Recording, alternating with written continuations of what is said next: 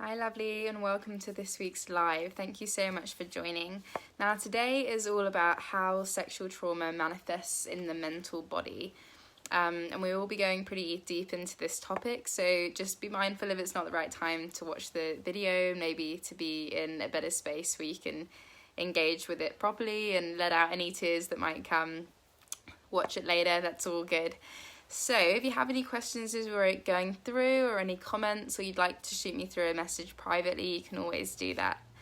First of all, I'd like to clarify what the mental body is, because this is a concept that we talk about in yoga and tantra yoga, but not everyone might be familiar with it. So essentially it means the mind. And this is very different to the brain or the self. It's the mind. So it's our sense of self, our sense of being an individual. And you might think of this or heard of this as the ego. And that doesn't mean being egotistical or cocky or like only caring about yourself. The ego is actually the part of us that's really important, that lets us know that we are an individual in our own body. I am I, who has my own house, my relationships, my roles, and it gets a lot of bad press because people can live only in their ego and only see themselves as an individual, which we don't want to be doing, because we want to see ourselves as a part of the collective and the universal love that surrounds all of us. But yeah, it does get a lot of bad press, and it is actually an important part of us, and it can boost us up too. So yeah, that sense of like, hey, I'm looking good today, or yeah, I actually did really well on that project, or I did, a really good job helping out my family today. All of these things are this sense of I. But yeah, they're really good things. So if I say the word ego, don't take that as like a bad thing. It's just the sense of self. And we can also think about this mental body as that voice in your head that you hear talking to you, and sometimes it says good things like, hey, good job, or whatever it is, but a lot of the time for a lot of people it can really come out with some negative thoughts that don't make us feel too good about ourselves. And this is different from you, and you at your core really, and we know that it's different from you because you're the one that's actually listening to the mind. You're the one that's listening and observing the voice in your head, whatever that may be. So just getting a little bit clear on that, and if that's not clear at all, just shoot me through a question or drop me a comment. But yeah, it's different from your intuition, your soul, your spirit, which is something we're going to talk about next week. So it's all the voice in your head, it's those thoughts that go around. And with sexual trauma, this tends to manifest in the mind as quite negative thoughts. So it might be negative thoughts about your body, particularly your yoni or your female body parts. It could be negative thoughts about any actions or behaviors that you might have taken. And particularly, of course, negative thoughts about what someone else might have done to you in your body and your space. And these are all valid thoughts to come up. They're not bad things. They make a lot of sense, and they're actually very appropriate for the experience. So if you've got any of these thoughts going on in your head, don't feel bad about it. It's very natural. But I think you're probably already aware that these thoughts don't really make us feel that good. So it's important to have them and to feel the emotions that come with them to help us process the trauma and release it from the body. But we do eventually want to turn the volume down a little bit on these negative thoughts that are going round. And they might also be things like the cycle of shame and blame. So feeling terrible about yourself and blaming yourself, and maybe blaming others as well, either someone or lack of support in the family or friends or anything like that. So anything that's not making us feel good is going to want to make us escape the mind, escape these thoughts. And that's why sexual trauma often leads to different forms of addiction, whether that's to food or smoking or cannabis or alcohol, other drugs as well. It's all trying to get us out of the mind. Even things like addiction to sex as well, because that kind of gets us into a different frame of mind, and that can of course be quite complicated in this context. And I've got a whole nother video on the link between sexual trauma and addiction. So if that's something that you think that you might be struggling with, I'd highly recommend checking that out or reaching out to someone like myself for some support. The other way that this manifests in the mind is it could be fantasizing about the event that happened or events that have happened, and coming to a place where we're masturbating and we're thinking about this traumatic situation that happened or variations on it, and then getting off on that and orgasming and then feeling terrible about it. And I just want you to know that that's a really common experience. It's something that I experienced myself as well. And it doesn't mean that you're sick or dirty or there's something wrong with your mind or that you enjoyed the trauma. That's not the case at all. The reason this is coming up again and again in the mind when you're in a more lucid state, when you're masturbating or having sex, for example, is because the mind or the subconscious mind is trying to bring it into the conscious mind. It's trying to bring it forward so that it can be healed. So if that's happening, don't worry. And similarly, this can really show up in our dreams. So talking about my personal story, this was probably the biggest thing that I struggled with, is having nightmares probably about 50% of the time, more so, in some periods than others, of being attacked by men, of being raped, being chased as well, over and over again every night, and then waking up in the morning feeling like I'd actually been through that experience because these dreams would be so vivid and intense. And at first, I thought there was something wrong with me, that if I'm dreaming about this, I might, I must want it to happen, or, my mind must enjoy thinking about these things. And again, that's not the case at all. All it is the subconscious mind, which is particularly active when we're dreaming, trying to bring these things forward into the conscious mind, into our everyday mind, so that they can be healed. So I just want you to know that if any of that's happening, you're normal as normal is. There's nothing wrong with you, and it's just your mind's way of trying to process and make sense of a situation that probably didn't make that much sense. So yes, definitely reach out to someone for support if you're dealing with anything like that, because I know personally how much it can really tear you down on a daily basis. So the other way that this manifests in the thinking mind, so we've got these kind of negative thoughts, fantasies, dreams, and escaping. That's kind of like one area. And then another area that this manifests is anxiety. So I remember explaining this to my partner, I just feel like I'm having a low level anxiety attack all day, every day. Like my breath would just be hard to catch. And it kind of just became normal for me to feel like that. It would be normal to just not really be able to breathe properly. And just to notice myself kind of like not really breathing at all. And I can look back and kind of smile about it now, but it was obviously really, really difficult and challenging at the time. So that would be kind of my baseline state. And then that would be, times 1,000 in a sexual situation, really severe anxiety going on, not every single time, but often if something just went slightly awry, and it could be something that one time affected me and the next time I enjoyed, and it all gets really complicated. So I hear you if you're experiencing that.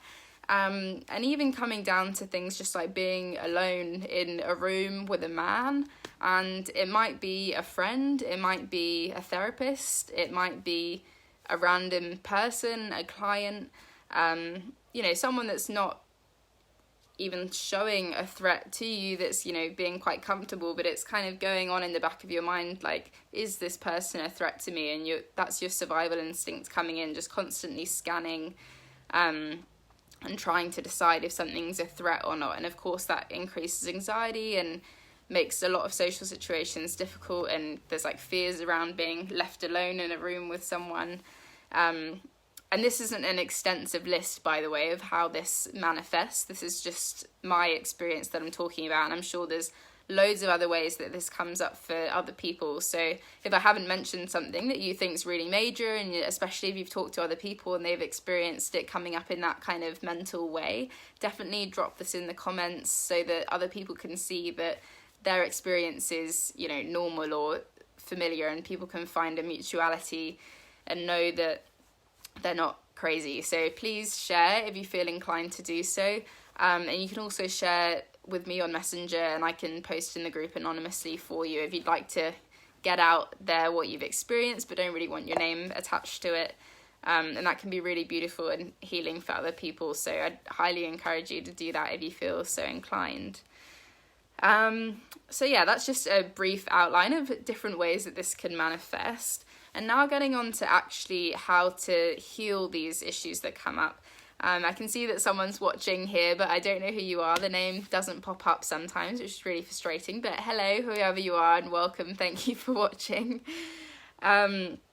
So in terms of healing, so let's approach this first area of these negative thoughts that come up in the head. So first step really is to bring awareness to the thoughts and start to be able to observe them. And one of the best ways, in my opinion, to do this is to get this out of the head in whatever way works for you. So that might mean journaling. You can literally just start free writing about this, or you can pick a prompt. So, you know, how do I feel about my yoni, or how do I feel about this experience? What does sexual trauma mean to me? So any of these different things can just really help to get the flow going.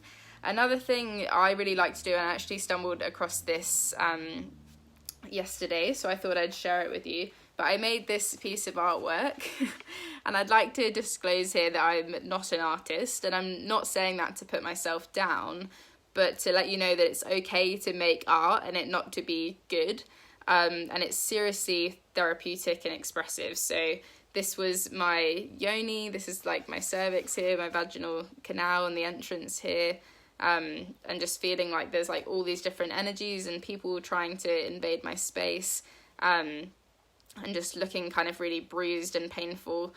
And the words that I wrote around was particularly damaged goods, possessed by someone else, dirty, traumatized, attacked, useless, pain, mine, numb, detached, dried up, infected, and sad. So looking back at this, it does make me feel sad actually for how I obviously used to feel, my perspective, but it actually is really also nice to see how far I've come as well. Because knowing that, yes, I did used to feel like this, but actually one that I created more recently, here's one I did earlier, was around the opposite of that basically. And I'm not going to read out every single word here, but you can see obviously the colours are much more bright. There's the central word here is my yoni, worshipped. We've got things like adored, moist, for my pleasure, vibrating, goddess, delicious, dancing, loved, oozing, yummy, lustful, juicy, energized, vulnerable, supportive, luscious, holy, divine, gorgeous, shining bright. And yeah, that, you know, some of those words might sound a bit silly or, you know, not make sense to someone else, but really just putting that all down on paper is such a therapeutic process to really shift your perspective. And, you know, if I hold these two up next to each other just to show you the difference there, you can really see the journey that I've been on, really, I suppose, but also the journey that might be potentially possible for you too.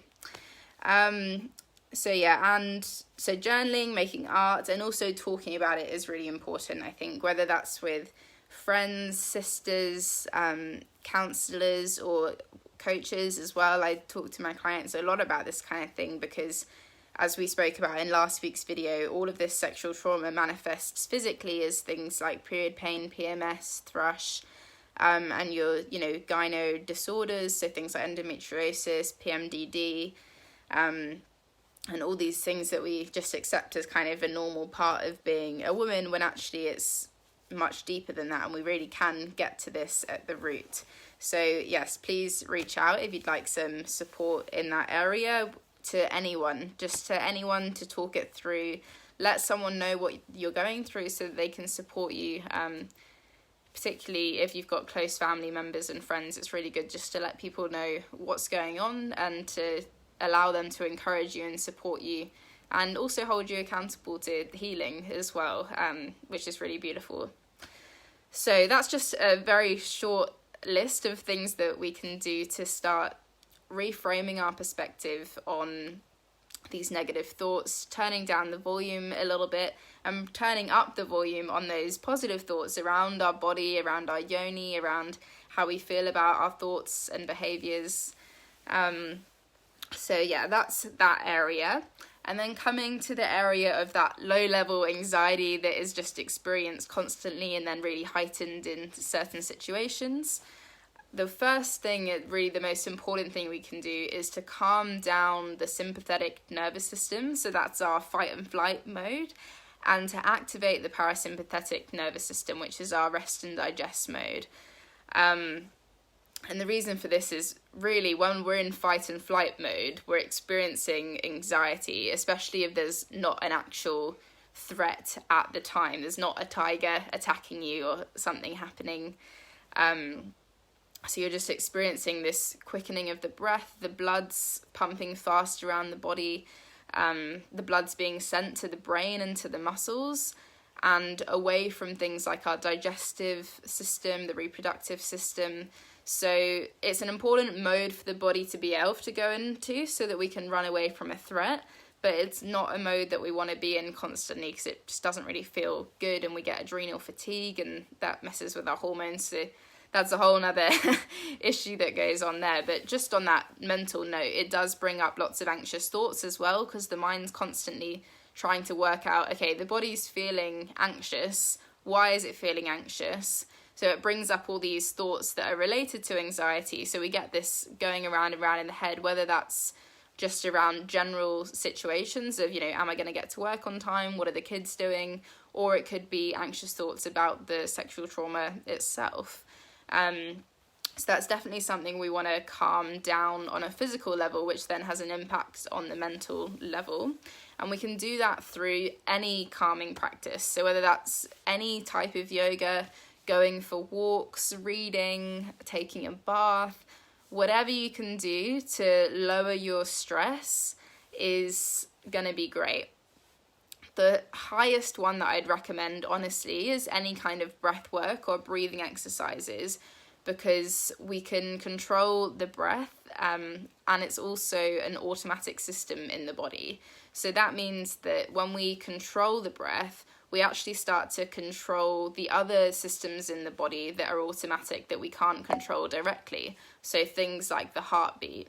So when we slow down our breath, we can actually slow down the heartbeat indirectly, which then makes the body feel less anxious, which then stops the mind scanning for what this anxious situation might be, which then reduces the anxious thoughts. So I hope all of that makes sense. And then another thing that we can do that's really important is reclaiming our sexual power. So I'd always recommend, especially if you're already single, that it's really important to get comfortable with yourself and touching yourself in your own body before you try and bring someone else or a new partner into the mix. If you are already in a relationship, it's really important to have a conversation with your partner and let them know what's going on with you, or maybe they already know, but let them know how you're trying to heal. And maybe just ask them to give you a little bit of space so that you can get comfortable again with your own body before bringing them back into the mix. And even talking things through, like maybe not having penetrative sex for a little bit, but exploring different ways of being intimate with each other without going for the full intense experience, which might not be where you're at right now. It might not be good for you on your healing journey to go into that full experience. So yeah, just being really mindful of where you're at in your journey. And I'd say step one for reclaiming sexual power is self-massage. So this can be as simple as giving yourself a hand massage or a foot massage. And then, of course, as that becomes more comfortable, maybe touching the legs, around the stomach, building up to touching around the yoni, maybe going inside with a cervical wand and just feeling how things feel. And this really needs to be goal-less, if that's a word. So there's no goal to this. There's no end point of orgasm. If that happens, amazing, have fun, enjoy. But there's not the expectation there that that's what's going to happen. All this is about is just getting comfortable with touching the body, feeling your skin, and coming back home to yourself. So yeah, I think that's just a few little tips. And of course, there's so many other things that you can do, and again, I'd love you to share those in the comments if you think something's really cool and really important that's really worked well for you and you'd love other people to know about it. And next week I'm going to be talking about the final kind of area in this topic for now, is how sexual trauma manifests on a spiritual level, so in the spiritual body. So we'll talk more about how it's held in our energy centers and what sexual trauma can actually do for us on our spiritual journey and how we can use it to our advantage. So I'll leave that there for now, but next week's going to be really, really cool and really transformative. So if you'd love to join me for that, I would love to see you there as well. And I'll be here at the same time next week. Okay, thanks so much for joining. Sending so much love. Bye for now.